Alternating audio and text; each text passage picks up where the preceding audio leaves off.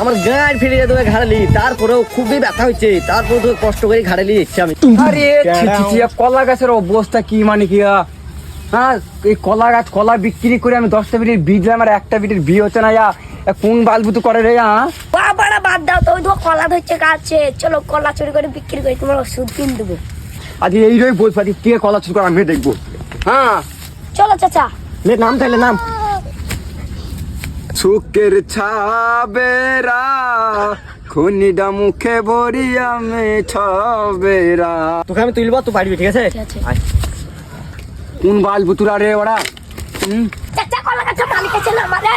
ওর আজকে গুষ্টি মারবো আমি আজকে। আর বলে দিব বোকাচ্ছি দাদা।